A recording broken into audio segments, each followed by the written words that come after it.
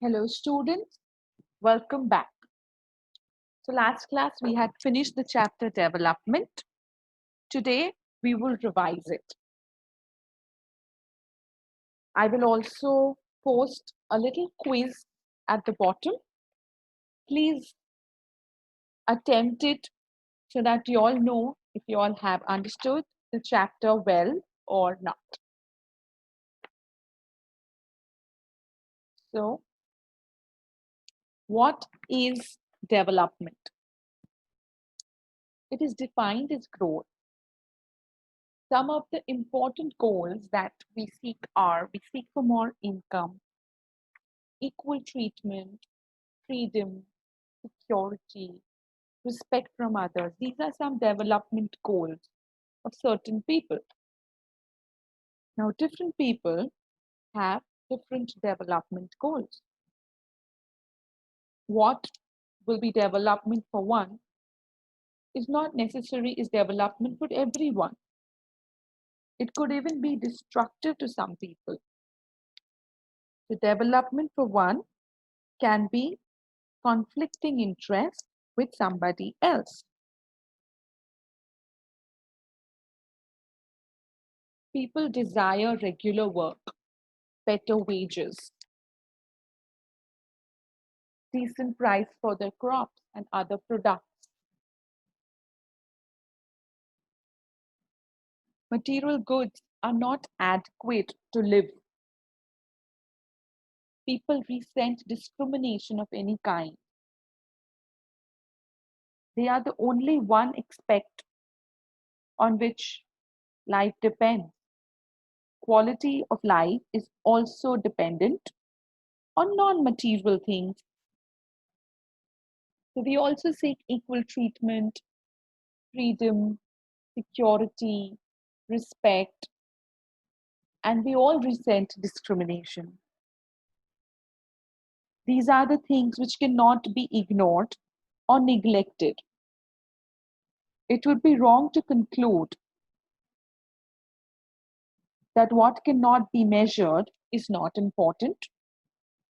Money or material things that one can buy with is one factor on which life depends. If you get a good job at a distant place, apart from income, you will also see other factors like facility of for your family, the working opportunity, etc. There may be another job with higher salary, but no security and freedom. So people look for different goals in life. If women are engaged in paid work, they get more respect. A safe and secure environment can allow many more women to take up a variety of jobs.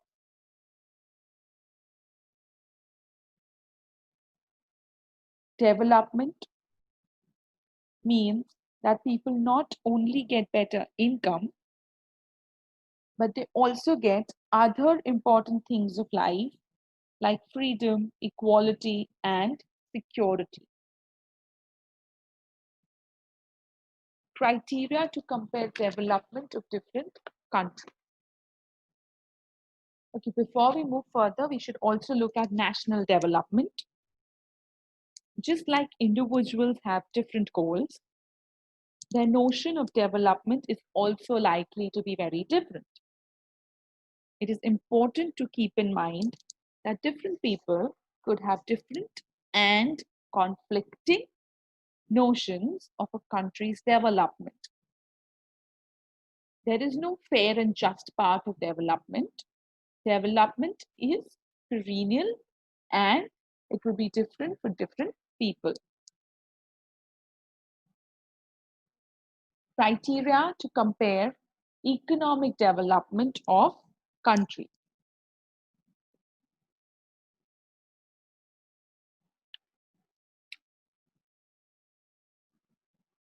Is earned per person in a given area.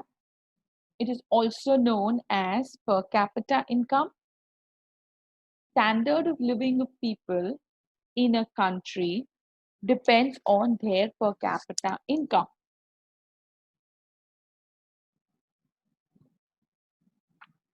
Countries with higher per capita income is considered to be more developed than those with less per capita income.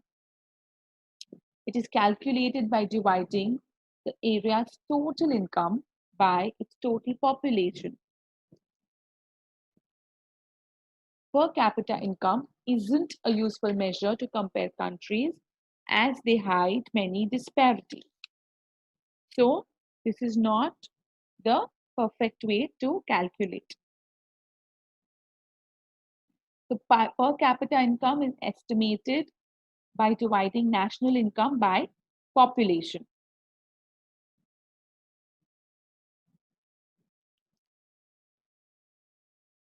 In comparison of per capita income of states, where Punjab has 60,746 per capita income, Bihar only has 16,750 per capita income.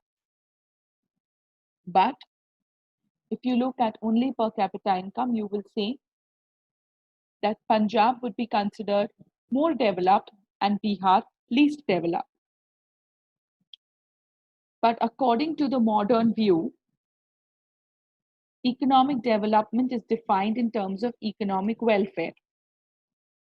Many more indicators are used to define economic development, like rise in the per capita income, increase in economic welfare, improvement in health facilities, better educational facilities, judicious use of natural resources. These are all indicators of economic welfare. Economic development implies increased income and employment opportunities for all the people and provision of nutritive food, better health and education facilities, and better living conditions for everyone.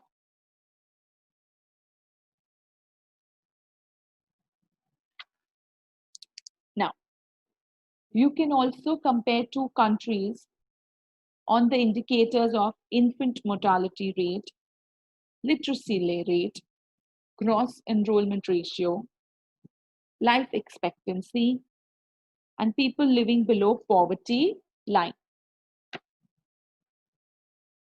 Poverty line is a line drawn to identify those who do not have enough of food, clothing, and shelter. In the year 2004-5, 22% of India's population was living below poverty line. And in 1973-1974, it was above 50%. So we've come a long way.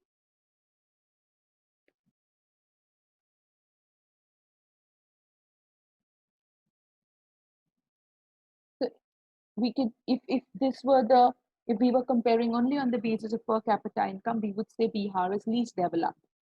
But if you compare the infant mortality rate, you see Punjab has 34 per 1,000 deaths, Kerala has 13 per 1,000 deaths, and Bihar has 48 per 1,000 deaths. Then you can easily say that Kerala is more developed. This shows that besides income, other goals are also equally important. For comparing nations or countries, besides average income, other attributes are also equally important. Public facilities.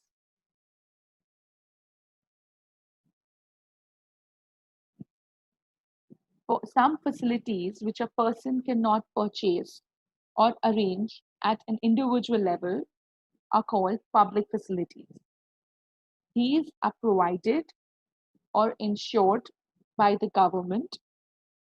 Availability of more public facilities indicate higher level of development and vice versa. Some types of public facilities are pollution-free environment, good law and order situation in the country, adequate provision of health facilities for all, and preventive measures for controlling infectious diseases. I think the public facility for preventing infectious diseases right now in India, we have shown really great potential. We've been fighting corona very, very well. Availability of good quality education facilities in all areas, availability of unadulterated medicines or eatables, good infrastructure like roads, power, irrigation facility. These are all the facilities that a government can provide. Provision for safe drinking water, sanitation facilities, provision for a public distribution system, that is, ration shops through which government supplies essentials at a lower rate to poor people. Money cannot buy all the goods and services that is needed to live a good, healthy life. Income is not a completely adequate indicator of material goods and services that citizens are able to use. Money cannot buy a pollution-free environment or ensure that you get unadulterated medicines and is not able to protect you from infectious diseases. Kerala has a low mortality rate, so it has adequate provision of basic health and educational facilities.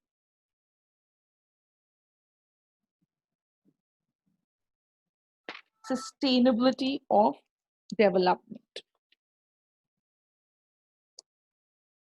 Sustainable development is that process of economic development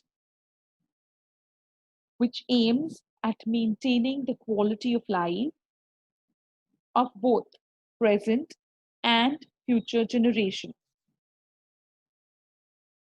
without harming natural resources and environment. Economic development may cause excessive exploitation of natural resources, excessive mining of iron, coal, gold, silver, and extraction of crude oil may lead to a gradual depletion of their stock. Smoke and other injurious emissions from factories and transport vehicles often lead to a pollution of environment. Sustainable development is a process of development which meets the needs of the present generation without reducing the ability of the future generation to meet their own needs. So, sustainable development is a process which fulfills the need of the present generation and without causing any harm to the ability of the future generation to meet their own needs. Development should take place, but without harming the environment.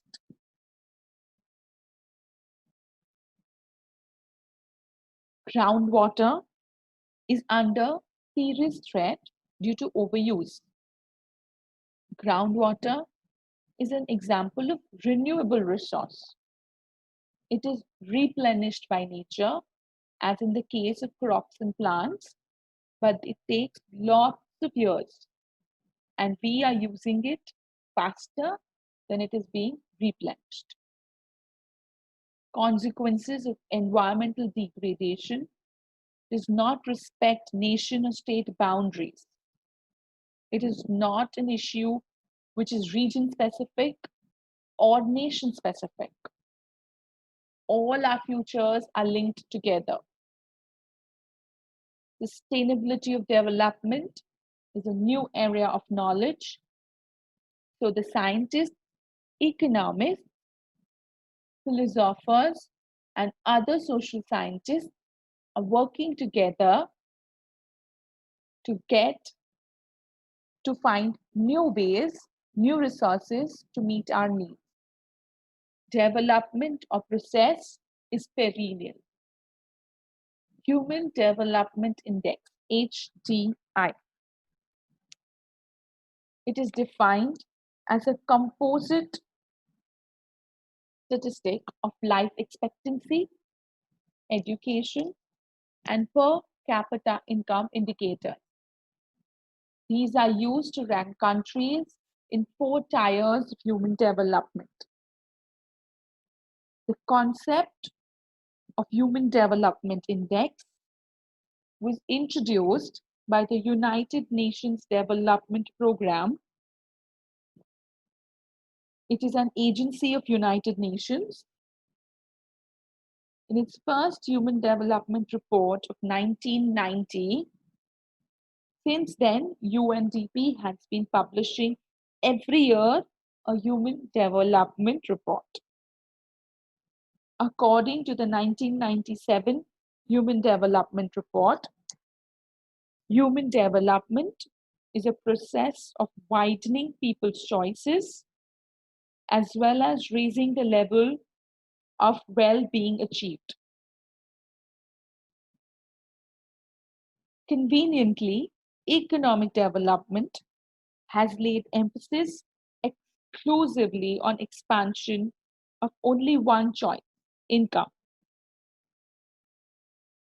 But the concept of human development has gone far beyond income and growth, so that it covers all human choices: economic, social, political, and cultural.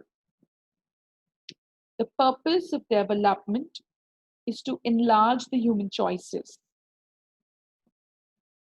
There are many other choices such as education, literacy, health, physical environment, political freedom, freedom of movement and speech, gender-related development, political and economic participation in the decision making. These choices are also as important as income choice. Thus, concept of human development covers all aspects. It is a broader approach to development than the conventional approach. It has 3 indicators: life expectancy, gross enrollment ratio, and per capita income. Life expectancy is defined as the average number of years a newborn can expect to live if he or she were to pass through life. Specific mortality rates are given subject to their age. Second is gross enrollment ratio, which is determined by the number of students enrolled in school at different grade levels. Per capita income is the mean income of the people in an economic unit calculated by total income divided by total population. Adding these 3 indicators together and dividing them by 3 gives us the Human Development Index. This is normally prepared by the United Nations Development Network, UNDP. With this, we end the revision. We look into some important terms: development, income and other goals, national development, average income, infant mortality rate.